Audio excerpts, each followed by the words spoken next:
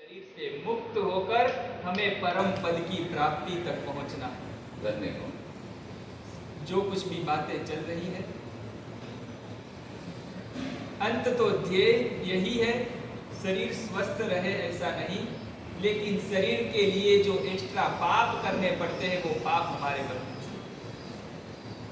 आज एलोपैथिक दवाई वगैरह हम लेते हैं, जाने अनजाने में हम कितने ही पंचेंद्रिय जीवों तक की हिंसा में निमित्त बनते हैं, जाने अनजाने में। शरीर का थोड़ा हम शरीर को मेंटेन करना सीख जाए तो ये बहुत सारे पापों से हम बच सकते हैं, और पापों से बचेंगे तब तो हमारा भव भ्रमण टूटेगा, तब तो जन्म मरण की परंपरा का अंत आएगा। हमारा मुख्य ध्येय रहे पाप मुक्ति, दोष मुक्ति, देह मुक्ति, कर्म मुक्ति। लेकिन ये सभी के पीछे ये सभी लक्ष्य को पुष्ट बनाने के लिए थोड़ा साधन को तो साथ में रखना पड़ेगा। शरीर भले अशुचि से भरा हुआ है, शरीर भले अनित्य है, वपुषि विचिंतय परमिह सारम शिव साधन सामर्थ्य मुदारम। शरीर भले ही अनित्य है, अशाश्वत है, अशुचि से भरा हुआ है, इसको छोड़ना है, ये त्याज्य है, यही हमारा सबसे बड़ा बंधन है। सब कुछ है, फिर भी विनय विजय जी महाराजा शांत सुधारस ग्रंथ में कहते हैं, वपुषि विचिंतय परमिह सारम शिव साधन सामर्थ्य मुदारम। मोक्ष में जाने के लिए सबसे बड़ा साधन कौन? ये नहीं, अभी ये कोई विचारों में स्थिरता नहीं। चरवड़ा मुक्ति बिना मोक्ष मिल सकता है या नहीं? रजो हरण बिना मोक्ष मिल सकता है कि नहीं? तो मोक्ष का सबसे बड़ा साधन कौन? नहीं, जिसके बिना ये रजो हरण की प्राप्ति भी नहीं हो सकती, जिसके बिना साधना हम कर ही नहीं सकते, वो शरीर। महोपाध्याय जी कहते हैं, ये शरीर वपुषि विचिंतय, शरीर में चिंतन करो, ये सबसे बड़ा मोक्ष का साधन है, सबसे बड़ा जी। बस वो साधन होता है तो हम मेंटेन करते हैं। साधन को इसीलिए मेंटेन करना है, हमें मुक्ति सुख को पाना है। उसके लिए हमारा साधन थोड़ा स्वस्थ बने, हमारा मन थोड़ा स्वस्थ बने, हम समाधि में डूबे, परंपरा से भगवान के मार्ग की हम आराधना करने वाले बने।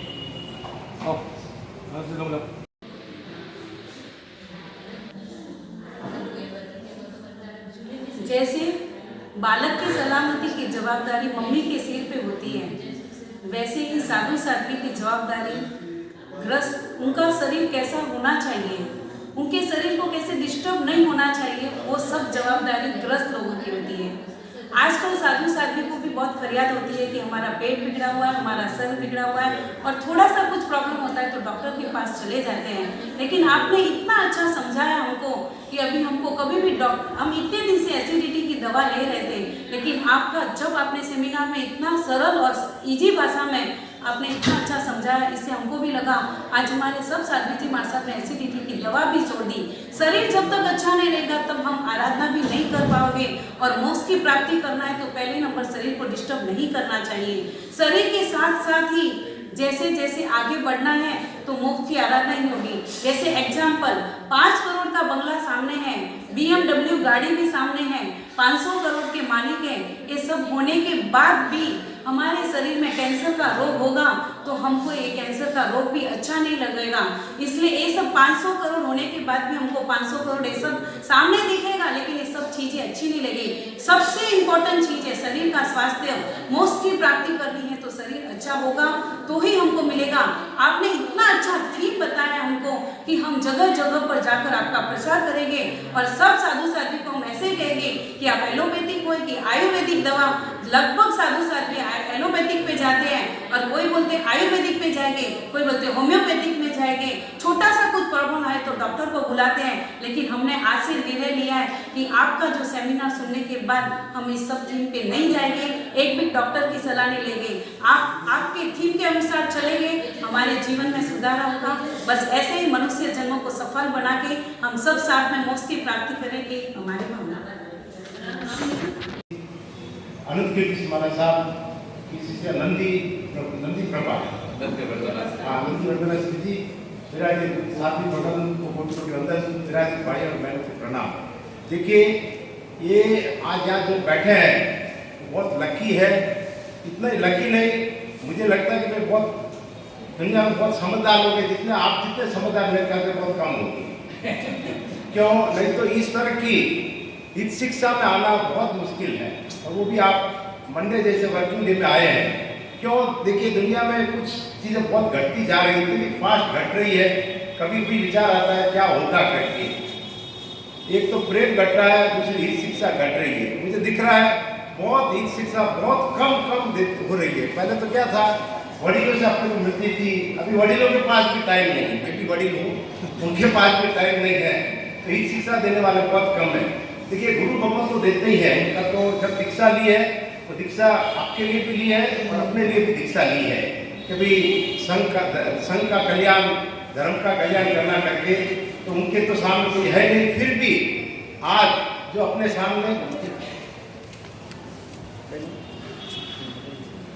अच्छा देखिए, आज अपने सामने डॉक्टर मदन जी मोदी जो पधारे राजस्थान से, उदयपुर से, उनकी मैं खूब अनुमोदन करता हूँ। आज के काल में देखिए, वैसे भी आपको मालूम है आज 750 करोड़ की दुनिया में मोदी का बोलबाला चल रहा है। दुनिया भले मोदी राइट बोले, राम बोले, मोदी बोल रहा है, मोदी बोल रहा है। तो ये समय अभी क्या है, मोदी का है। एक एक काल चलता है, एक एक पीरियड चलता है, एक एक पीरियड का चलता है।